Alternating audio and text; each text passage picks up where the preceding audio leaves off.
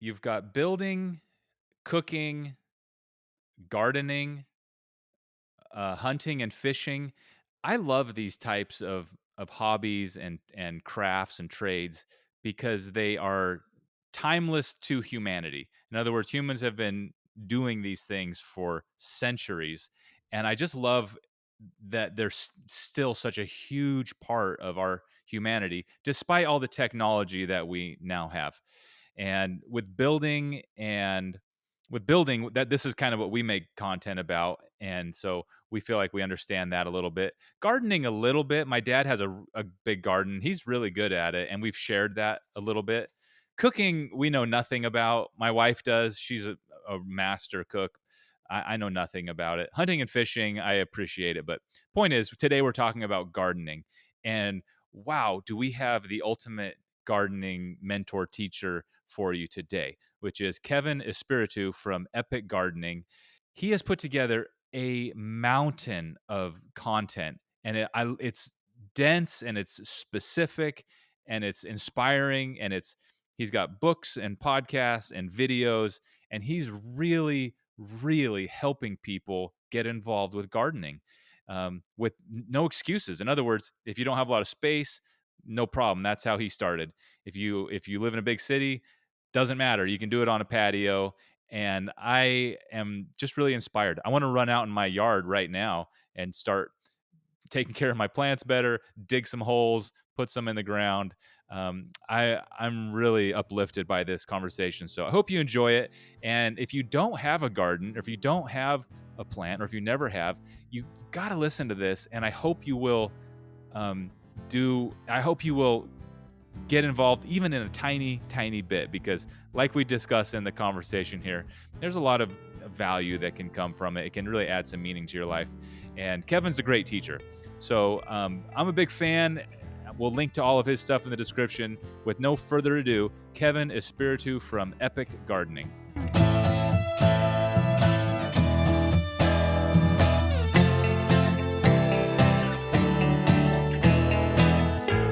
You got a mountain of content and material that you've put out over the years. It's almost hard to know where to start.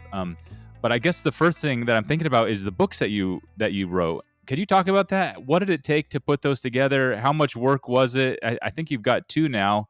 Yep. How does that work? Yeah, the books, it's so funny because the books are without a doubt the hardest pieces of content I ever wrote or created. And they've done well. I think maybe we're touching something like 40,000 copies sold across both 40, 45, and a couple different languages. But still, you think about that versus thinking about one YouTube video that Yeah. does a million or two views or something, and you're like, wow, like the reach on these platforms is so crazy. But yeah, I mean, the process of getting a book done is pretty arduous. I mean, you have to get a book deal unless you're going to self-publish. So that means you're dealing with a publisher. You've got your sort of publishing structures set up, and then it's weirdly hard to put stuff in a book format, harder than I thought it would be, because you have to be so precise. Like they're thinking about images on the page, words per page, like all that kind of stuff. It kind of forces you to be way more meticulous about things that is personally Mm. not my strength. Even though I used to, I mean, I'm a voracious reader and I used to work at a publishing company. So it was an interesting process. I'm glad I did it. I'm not like itching to write the next one though. Yeah, that really puts it in perspective about views versus sold copies, because the amount of hours and time and money you put into it for the number of eyeballs or people educated, the ratio is probably a little low compared to some of the other things It's you've done. Man, it's crazy. Like, I mean, obviously, I've had a couple videos do extremely well, and just the ad revenue on those videos, if you were only looking at it financially, obviously, a book. I mean, there's something to holding a book in the hand, and Hmm. maybe you impact someone way more when they're out in the garden, like reading that book, than they ever will on a video. So I'm not trying to compare one another that way, but you know, even the royalty structure on a book, it makes it hard to want to do it that much. Yeah. Um, were you always writing? You just mentioned that you read a lot, and I know you wrote a lot of blog posts for your website, which we can talk about. But maybe before that, as a kid, were you writing a lot, or how did you get so comfortable and skilled writing? Um, no, I don't think I wrote a ton as a kid. Mostly just reading and thinking, I guess. And then eventually you have to put it down to page. I mean, you get an editor if you're writing a book, but the articles on the blog, for example, I'm never writing like proper nonfiction prose. I'm mostly writing like explanatory educational things, which for me is you don't need to be as good of a writer to write that Mhm. stuff. If I was to write like I don't know, like a historical biography of someone or a fiction book, I feel like I'd fall flat. But I think when you're writing about how to do something, it's kind of straightforward, at least for me. Yeah, and I guess also like whatever mission you set out to accomplish. In other words, if that's what you're setting out to do, you can do it. I have a feeling if you set out to write a biography or something, you'd probably figure out a way to to do it. What do you read? What kind of things are you reading, or have you read in the past? So I think like when I was a kid, it was all fiction. Like it was every R.L. Stein Goosebumps book that he wrote, every Boxcar Children series book. I think I was reading. I mean, I was reading like according to my mom, like to an insane degree. Like there's a video of me at 15 months or something, like reading that "Are You My Mother" book. Do you remember that book? It's like a really Um, famous children's book where yeah, this with the little the digger, the bird yeah, the finds the digger. digger. Yeah, Yeah, yeah. So I think her perspective was that I had memorized it, but I wasn't actually properly reading it. But I was like flipping the pages and like saying it out. So I think as a yeah, kid, it was all fiction stuff. As I got older, um, in my early 20s, it would be a lot of like, I guess the best thing to call it would be like self help type content. hmm Like, I don't know, The Power of Now or any books in those realms. Then a decent amount of business stuff, and lately it's just been back to fun and back to fiction and maybe like some historical stuff. Wow. Are there business or self help books that really made an impact that we could put in the notes that you feel like that book really was good for me? So it's going to be such a cliched answer here. There was a book called The 4 Hour Work Week by Tim Ferriss in Yeah, 2007. yeah, I think the value within the book now to me is basically zero. The only thing that book did is it told me that you could do something that wasn't a standard job. And yeah, so for some reason, it was reading that book that made it make sense to me. At the time, I was playing online poker for a living while going to school, going to yeah. college. And when I read the book, I was like, oh, I just have a high paying job right now. I don't have a business and I Huh. could have a business. And so that book just incepted me to like think about a different path. Not saying that some of the principles in the book necessarily make perfect sense. It was just the idea. Yeah. Um, yeah. I remember when I read that book also feeling like that was one of the first books where the it felt like the author was speaking to me in a much more natural, casual kind Hmm. of a way. I felt like I hadn't read a book quite like that where it just felt not as formal somehow. I don't know what exactly it was, and that actually made it much more compelling for me. I was like, "Hey, this is just a sounds like a buddy of mine Yeah. who wrote this down." It felt like a common man kind of a thing, which made it really, It I don't felt like know. a long blog post, don't you think? Yeah, yeah, it did. It's something, Yeah. and now that's pretty common. I think there's a good amount of writing like that. Like email newsletters are usually kind of like that, just a little more punchy and Yeah. it's at the time though, that was the first thing like that I can remember having read. So, yeah, that's cool.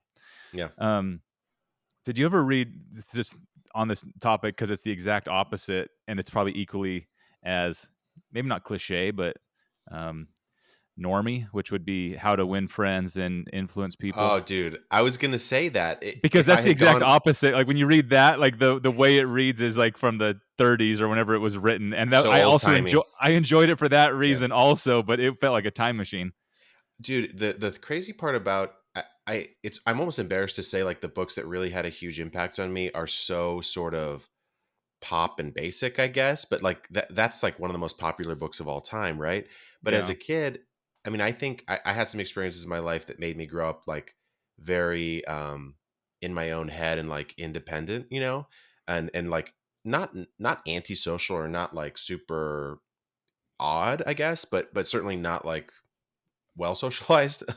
And Yeah. so like reading that book, I was like, oh, you can actually like change your impression that you make upon people. Mm. These books, and maybe it could have been any other book read at that time that had that same message, but something about that when I was like, oh, like I should actually work on this skill set. A lot of these things that I read early on in the early 20s was like, oh, I can change how, social I appear or how friendly I appear in a good way, So that was a huge one Yeah. for me too. I think I've read it 3 times.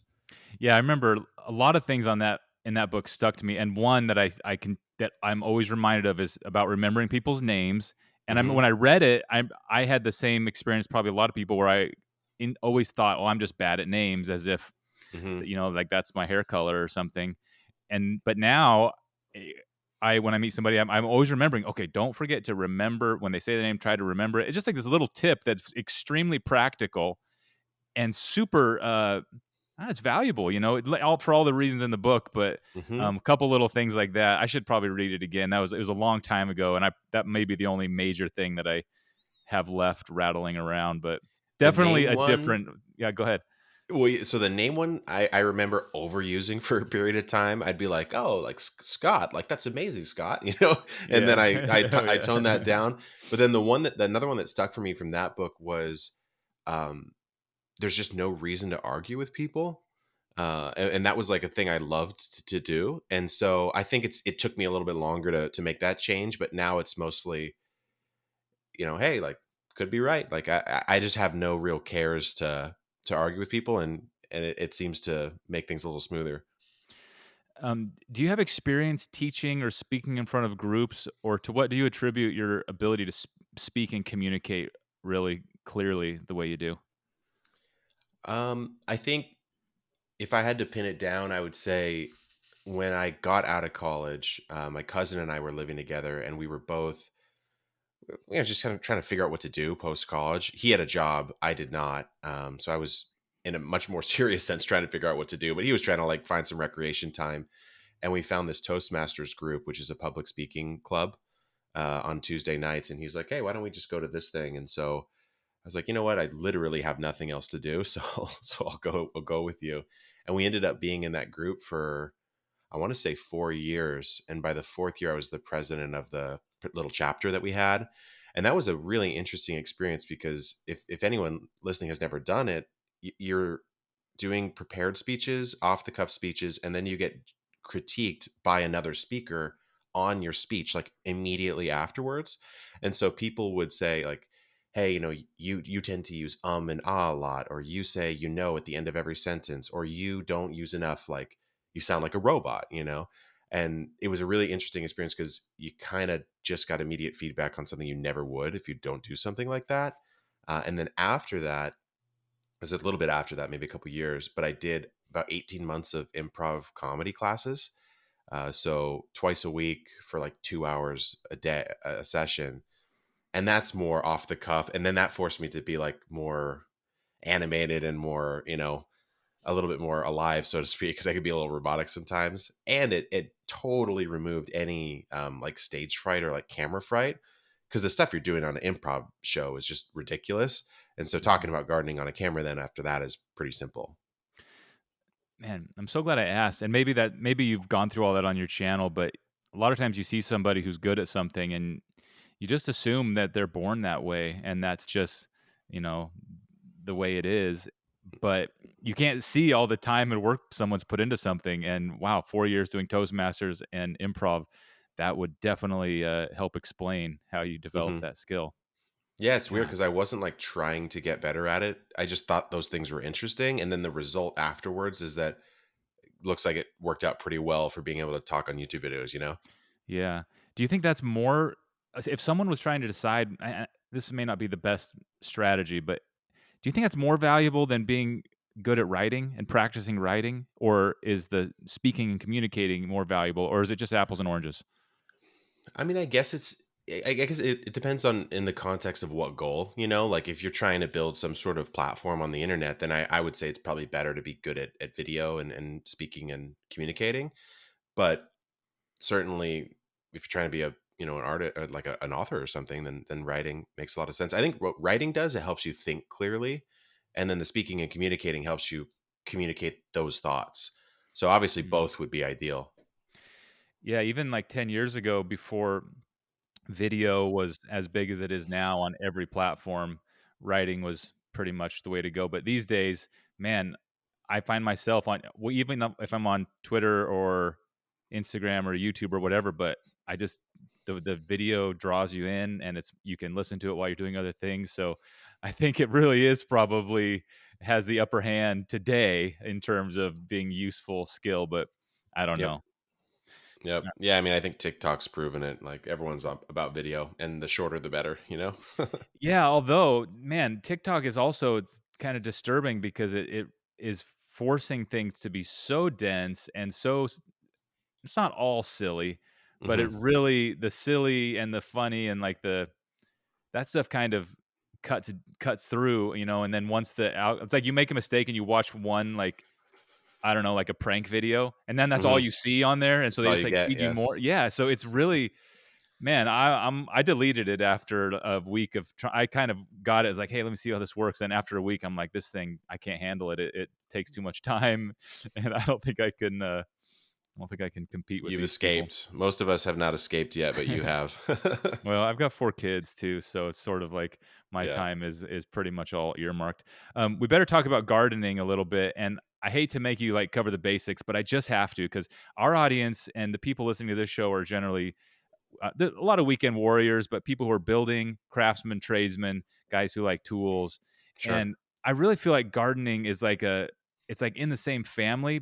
It's got a lot of similarities. There's tools. It's like an ancient craft. Hmm. There's extremely, wise and skilled that almost seem like gifted, gardeners and such, and everything in between.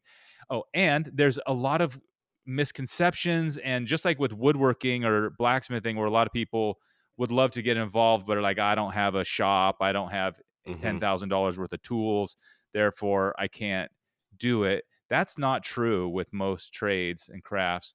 And I know that's not true with gardening, and you've really kind of helped people realize that. So maybe just go through the basics. I know a lot of people live in a city, they feel like they don't have space, they feel like they don't know what to do anyways. They've tried it and like killed a lot of things. So maybe talk about like having not a lot of space or experience or maybe even Yeah. enough time, and can people and should people um, get something started in gardening?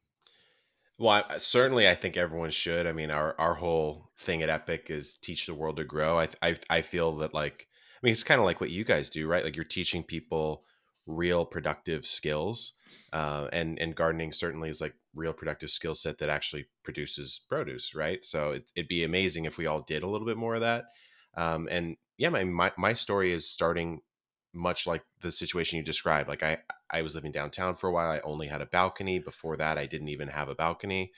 And so, if you're looking at really small spaces, you're looking at container gardens basically, which is how I did most of my stuff, like plastic plastic pots or grow bags, which are like a sort of like a fabric pot type thing. I think the thing most people mess up at the start is, which is totally understandable, is you just literally don't know how plants grow. And so you're just doing stuff, you're just doing what you think you heard that you're supposed to do, kind of like any other trade at the start. And then the plant just doesn't respond well, and it dies Mhm. on you, and then you get discouraged. And so I always say, like, start relatively small, pick a plant that you actually really care if it gets to harvest. So like, don't grow a radish if you don't like eating radishes just because you heard they were easy, for example. So maybe, like, pick your favorite plant and actually try to figure out how that thing grows. Like, what are the mistakes you could make? What goes well? Like, does it need fertilizer? Does it not? And then just keep like a really small garden, and build it into your routine. Like, have your morning coffee, walk out, take a look at it.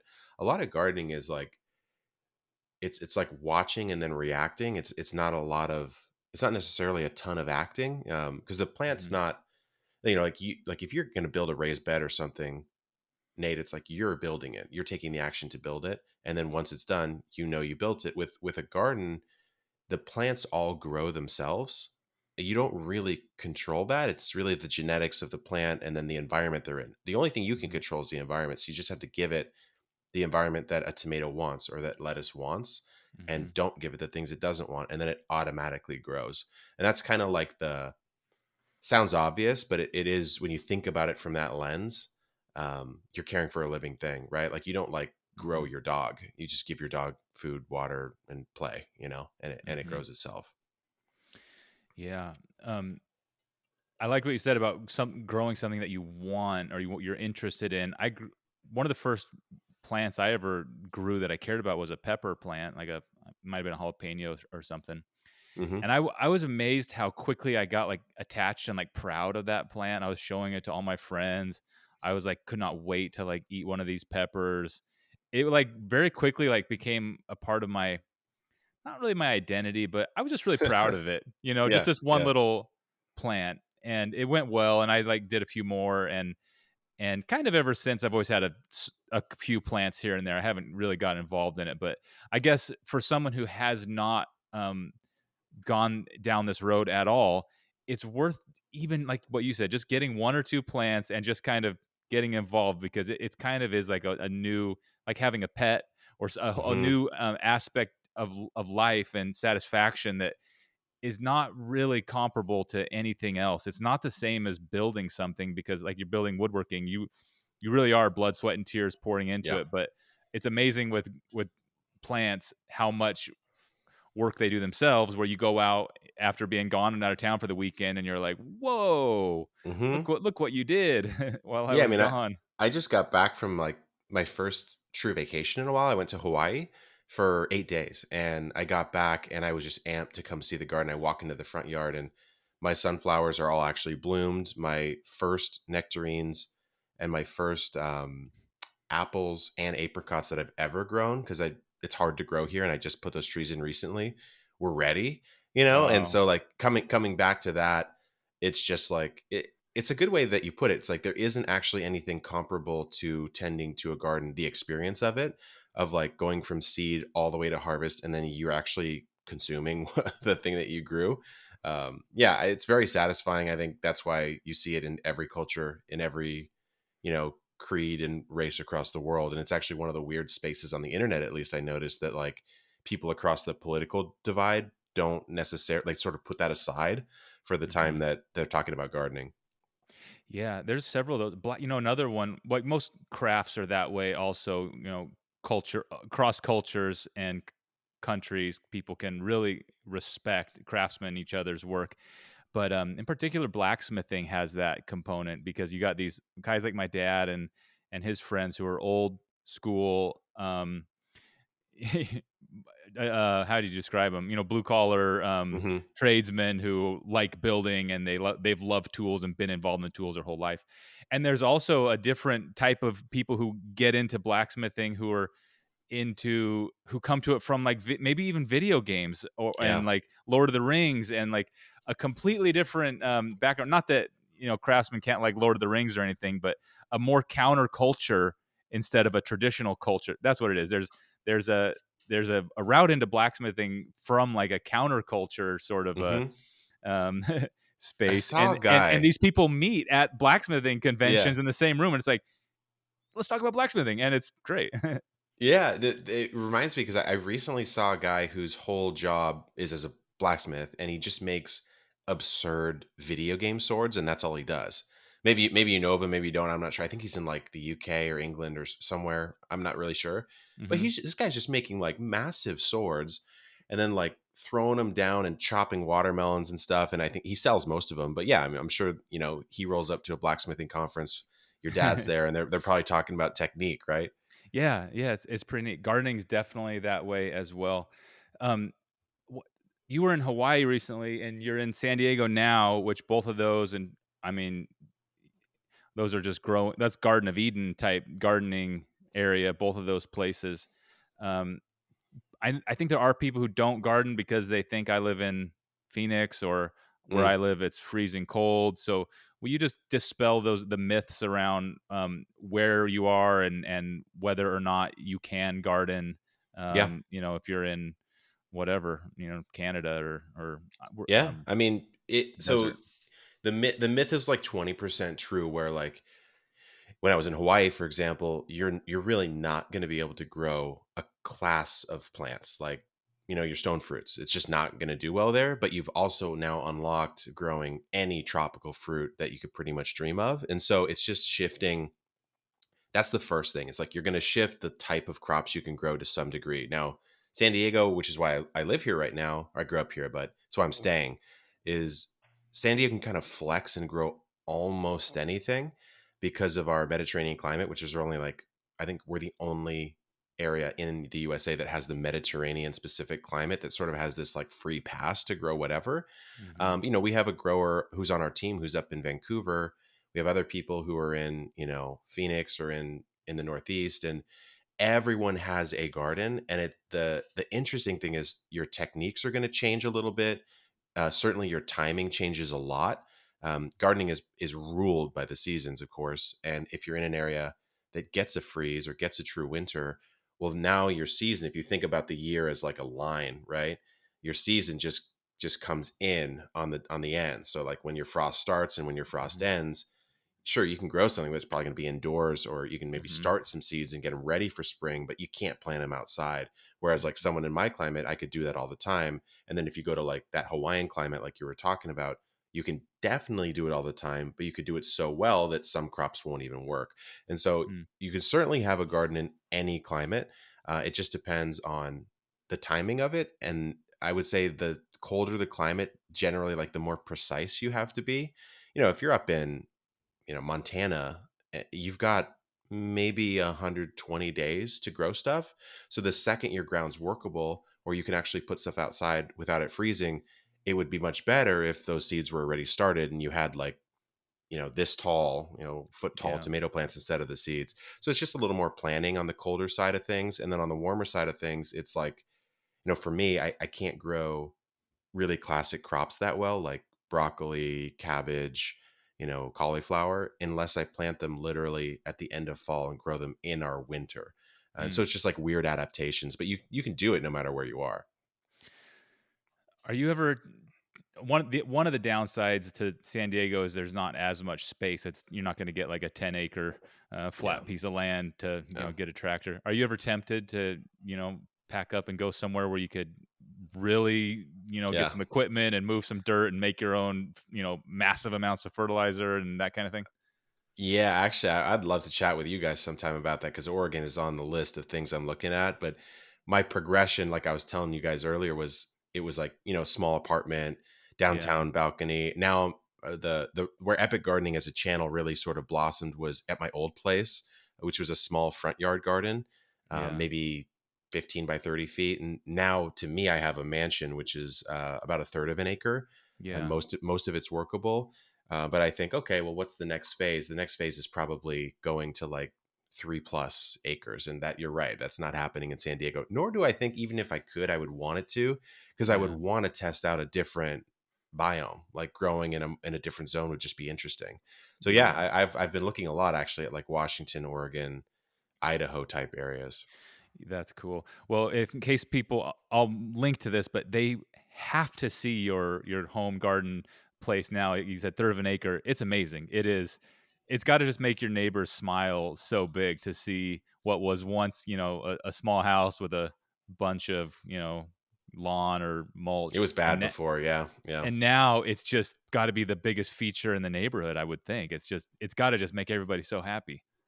Yeah, I think maybe now it does. For a while it was in progress, and Yeah, in progress stuff never looks that good. But yeah, I mean, it's nice to have sort of rehabbed that house. I bought the house in 2020 in May. It was like peak of the fear of pandemic, yeah. and so it's crazy to think there were like me and four other offers trying to get this spot, and Oh, it's wow. it's really unusual to have as much, even a third of an acre untouched with 1,000 square foot home on it. Was like, I've never seen that in San Diego before. So the second I saw it, I was like, okay, this is obviously the next chapter. Yep. There's five offers back then. If you did that last year, it'd be like 100, and someone would pay 100,000 over. So I, Yeah. I feel like I got really lucky with that. And then I looked at the house on Google Street View, like back in the day, and it was like it was kind of a dump, honestly. And so it's cool to have kind of fixed it up, and at least the Yeah. outside. Well, of all the uses for a third of an acre that some another buyer could have done, somebody could have been running like their masonry business off of that property and it'd be covered in trailers Hmm. and scaffolding and stuff. But gardening has got to be the best possible use. Have you ever got involved with bees, or do you have bees on your property, or is that something you've like dug into yet, or is that separate animal? So I actually have a really good friend of mine who lives effectively down the street, who is a female beekeeper. She's like an educator, and she's kind of out there. Girl next door honey is her name, but she's like, look, you need bees, but wait until most of the structures in the gardens are sort of set up, because you don't really want to disrupt them once you put them in. Yeah, And I was like, oh man, I really want bees though. Like, why can't I just put them in? And then now looking back, I've moved stuff around so many times, it just would have been a hassle. So I yeah. want to have them, but I think I'll probably end up getting them either next spring, or maybe at the earliest this winter. Separate from possibly taking the next step to a couple acres someday, what are you working on these days? Is there anything that you're really excited about at Epic Gardening that you haven't shared yet? Let's see. I mean, we're always doing a lot with product these days, because we've sort of evolved from a classic, YouTuber, I guess, to actually offering and inventing products now. Hmm. And so I just had a meeting yesterday with some of the team, and we're coming out with like, what at least what we think are like just better seed starting equipment, and like an entire line of stuff that we think is just stronger, performs better, less waste, all that kind of stuff. So on the product side, we're trying to invent some cool stuff in gardening, and then on the grower side, I think we're putting in more fruit trees, a little more structure to the garden, and finally actually building out. Actually, I should probably chat with you guys about this, because my carpentry skills are maybe a 1 out of 10, maybe a two. But I want to build like a really cool composting system. For Mm, now, the dauntingness of that task has made me not do it, and so I'm going to yeah. do a relatively simple setup. But yeah, getting a big composting operation here is pretty key. So that's coming up soon on the channel. What would that look like? Like a structure to hold and like fluff Hmm. up the compost, some type of contraption like that? Yeah, like, so there's a guy on YouTube, Charles Dowding, who's like a gardening legend, and I actually went to his house and saw his setup. And what he has is he has a 5 bay, so it's basically a 5 by 5, or a 5 cubic foot, sort of 5 by 5 by 5, right? Times five, all right next to one another, Okay. with posts, and then he actually stood a roof up on top of it to kind of protect it a little bit. Because what you do with composting is you throw all your raw materials in a bay, you got to turn it every so often, but it slowly breaks down. And then what he'll do is he'll migrate it down the bays, so that by the time you get to the end, it's like perfectly finished compost. Oh, But his innovation was like to actually make that a structure. And so it looks like it doesn't look like a sloppy part of your property. yeah. And at least for me here in San Diego, I've been rainwater capturing off of all my structures. And so putting the roof on that's a significant amount of square footage for a roof that I Yep. could then use that water to like maybe passively irrigate, do like trench irrigation on the berries, or whatever. And so Yeah. to get it to be a structure like that, of course, requires some carpentry skills, instead of Yeah. just like putting some bins in a row.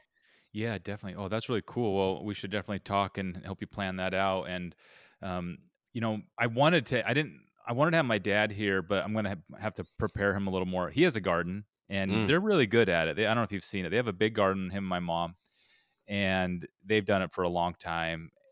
But they aren't, I should say, they, like everybody, they are always having questions and scratching their head like, why didn't this work? What should we try next? So, point is, I'm gonna maybe have him like make a big list of all his questions, and Happy to first, answer. Yeah. first I'm gonna send him to your website. That's one of the things about gardening, and you'd be the guy to speak to about this.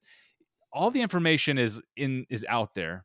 It's maybe epic gardening aside, because you guys, this is kind of what you're doing is making it easier, but it's always kind of been tough to find like the actual answer. I've even called into radio shows before because Oh, really? sometimes it's felt like at least I could just get it right from somebody who knows, you know, this area. But how do you go about maybe let's say before you even write the blog or when you're trying to solve something or figure something out, what's your process for answering these questions? Do you go just kind of dig into Google, or do you start with mentors and people close, or how would you Yeah. recommend someone like my dad who has garden questions? What would be the first step to solving them? Yeah, you're totally right. Like back in the day, I was only doing like hydroponics gardening back then because I had no space, and that was even more esoteric to find information on the internet. It would be in like a PDF on a university's website or something, and you got to read the Yes, abstract, and you're just like, exactly. okay, like. Yes. I mean, fortunately, I kind of liked doing that, but obviously, most people don't. um, so, yeah, I mean, the way I think about it is like, if you're thinking about plant care, there are a lot of dimensions, but there are only so many, right? So, if you're thinking about, let's say, strawberries, you've got, there are types, so you kind of have to know what type you're working with. With certain plants, those types might be um, more broad. Like tomatoes, you have indeterminate tomatoes or determinate tomatoes, and then you have like the type as far as like cherry or Roma or beefsteak or whatever. Hmm. So there's like the variety of the plant you're growing. There's where you are in the world, which really it should be the first place that you should start. You can even type in like your zip code and then say hardiness zone, and it'll tell you what your hardiness zone is, which is kind of helpful, but it's not super helpful because all that really tells you is the average lowest temperature in the year. So Hmm. you kind of have to understand your climate at a deeper level than most people do, especially when they start gardening. Um, and then from there, I start thinking, okay, well, if something's going wrong with my plant, what could it be? Like what are the ways a thing can go wrong? It could be too hot, too cold, too much water, not enough, too much fertilizer, not enough, or a lack of a specific type, a Hmm. pest, a disease, or perhaps some sort of like weird environmental like growing problem.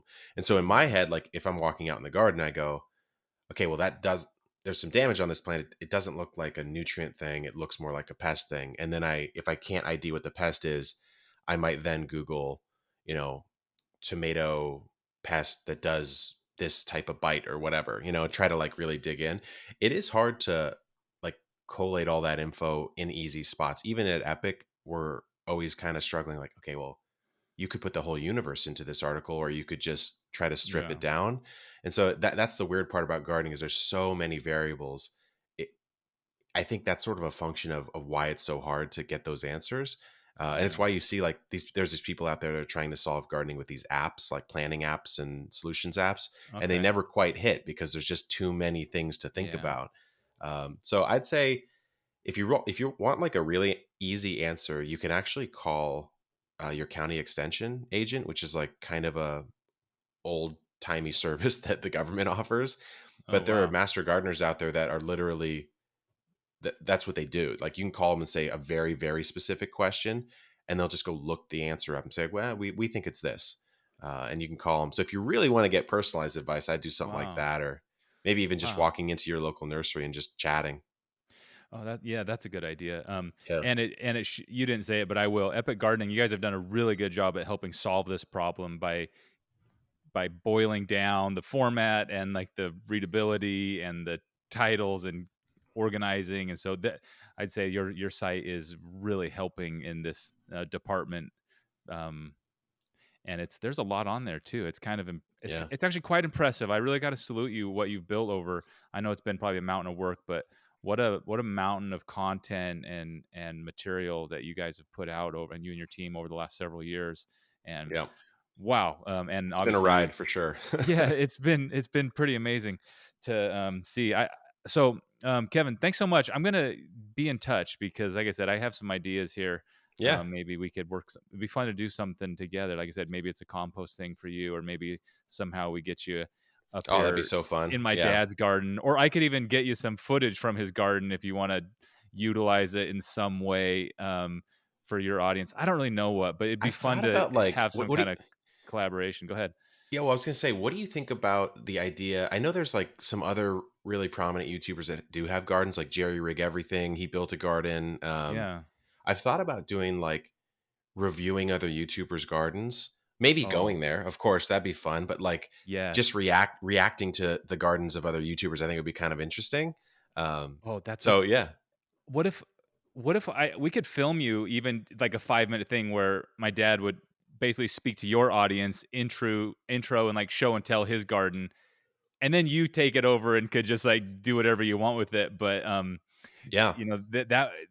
that would be kind of cool. Then he could kind of he actually, in fact, I think we released a garden video a few weeks ago. He did, so we Oh, always no kind way. of, Okay. but it's only like it's just like a small kind of like, you know, part of what we're putting out, but it's a part of his life. So he's filming it and putting it up there. But I think that's a really good idea. I think you're right. A lot of, especially in the not really homesteading type, but well, certainly among them, but even just among the craftsmen and the Hmm. builders and most people who are involved with tools and the trades and timber and all these things. People, it's pretty normal to have a garden Yeah, also. yeah. Kind of, There's some sort of overlap there for sure. Yeah. yeah, it comes with the territory because these types of people they like to solve their own problems. They like to use tools. They like to work with their hands. They like to build things. And it's just like a part of that lifestyle. Oh yeah. Having a garden and so it would be What really would be cool. interesting, Nate, is if that I love that idea. I would love the idea of, because your dad's has such a powerful command over talking about tools, just waxing on a particular type of tool like a Hmm. hammer. Yeah. It would be interesting. Like I I'm not that I'm not super old, so there's certain gardening tools like I don't even have an interface with, but there are some really interesting ones I have. It'd be cool to do some sort of collab of like if I sent you guys some interesting tools and like your dad took a look at them, because I think he'd probably be interested, right? Yeah, definitely. That's a great idea. Let's hop on a call someday when you're in San Okay. Diego traffic or something, Yeah, and yeah. and we can brainstorm it. But I'd love to be involved there. And Kevin, we'll link to your website and your YouTube channel. You also got a beautiful Instagram account. It's like I said, it's kind of impressive and mind blowing how much good content you've got out into the world. So I hope you keep it up. We're big fans. We're cheering you on, and I really appreciate you taking time out of your work day to speak to us and our audience here. Hey, thanks. I can't tell you how many of your guys' videos I've watched over the last years. So it was cool to get the message to come on. So I appreciate it, Nate.